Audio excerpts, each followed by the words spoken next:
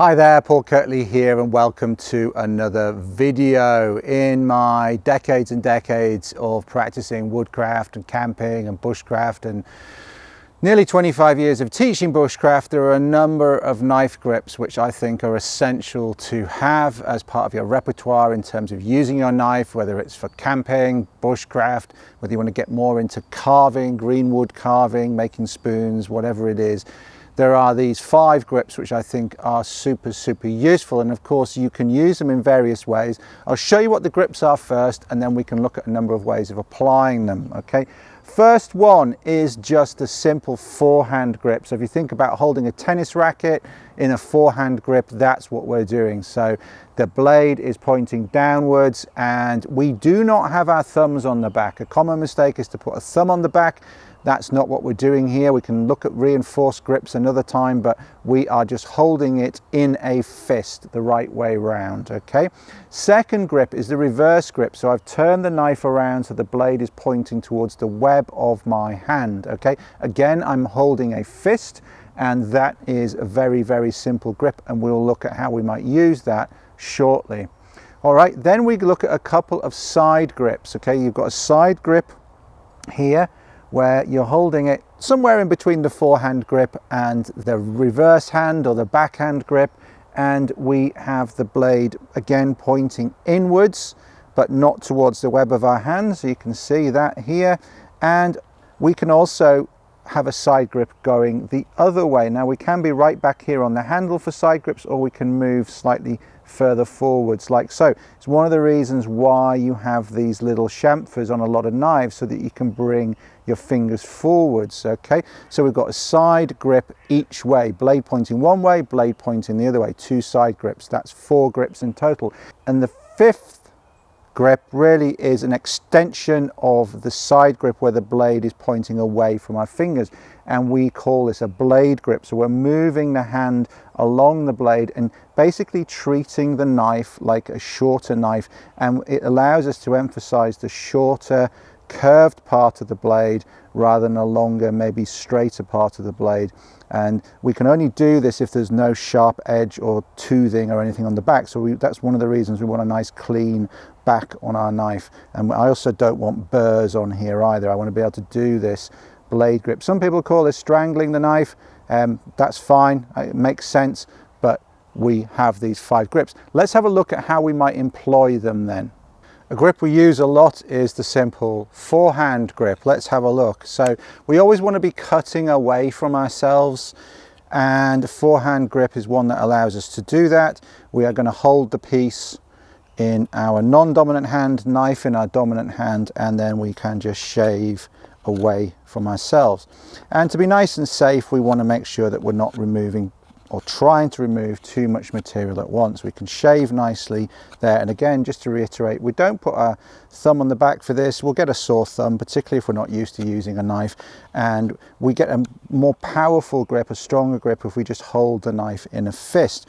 The strongest part of that cut is closest to the handle, where there's least leverage on our wrist. But for greenwood, we're going to want to slice as well. That helps. So that's often how we are using our forehand grip, very simply like so.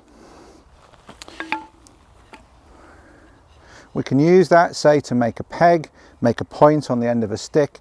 We can shave that down, and we're just removing material nice and gradually. If we want to do that more powerfully, we can become a little bit uncontrolled, and that is then coming down towards my leg. So a little bit safer is we go on the outside of the body where there's muscle and bone between our blade and our major arteries in our legs, and we can then also allow our shoulder to drop into that, use our elbow a bit, use our shoulder, and then we can move more material, and we can do that safely with a very safe follow through. So that's another way that I certainly use that forehand grip very regularly, just off to the side like so.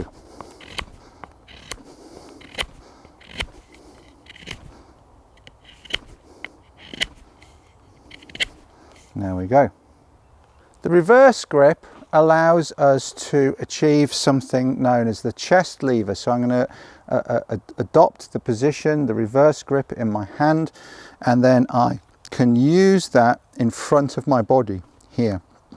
It's very controlled. I'm basically going to move my elbows back and the knife moves horizontally.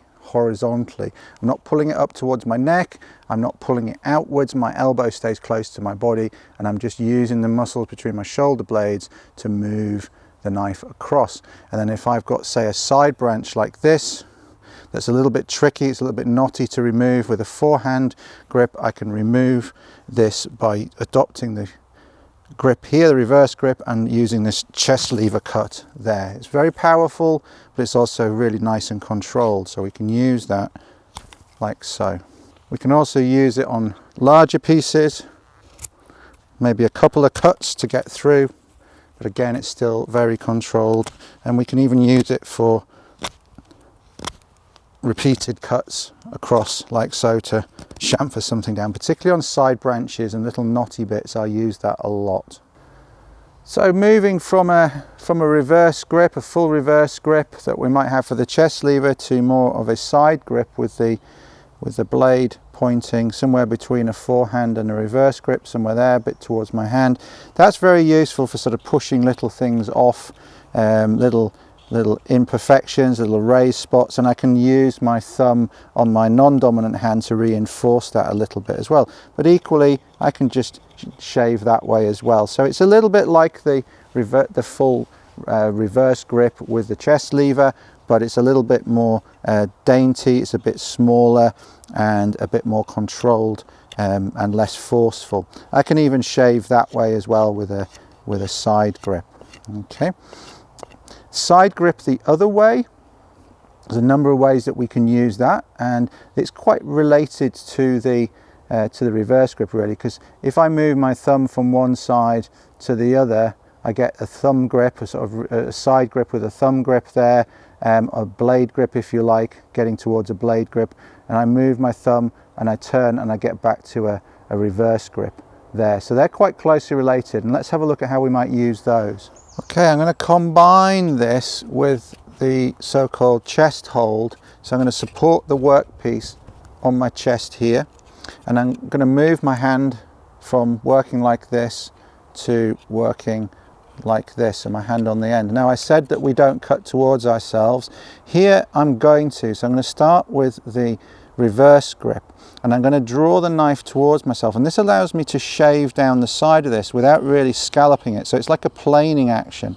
And notice that I am drawing the blade last. Okay, so the handle is leading and the handle is coming towards my belly first. Okay, so it's impossible for me to stab myself if I'm bringing that in there. I can hit myself in the belly with the handle. With that motion, I am not going to cut myself doing that. My hand is out the way here, and now I can shave nicely along here and remove material in a controlled fashion. Okay. I can also bring my thumb to the side and get more of a side grip, like so. That allows me to create some wide curves, a bit more. I can create a curve in the piece rather than a flat planing action. So I can start to create a curve using this side grip and using my thumb a bit forwards, and I can go for a full blade grip and emphasize the front of the knife here, this curved part, and get more kind of scalloped cuts there, just using that curved front part of the blade. So it's still a side grip, but it's what's called a blade grip, because you're pretty much holding the blade, and then you can work both ways into the grain, across the top of the grain, and create these scalloped cuts when you're carving. So the reverse grip, the side grip that way, and the thumb grip are quite closely related, and you'll use those moving from one to the other quite a lot when you're carving things, and so it's quite good to get fluid and fluent in moving from one to the other.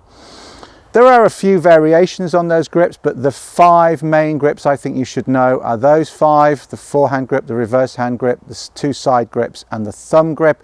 There are some variations on those and some variants. They are all in my Wilderness Axe Skills and Campcraft book, which you can get directly from me. You can get a signed copy. I'll write you a dedication in there if you tell me what you want written in there. You can order them directly from me, links below.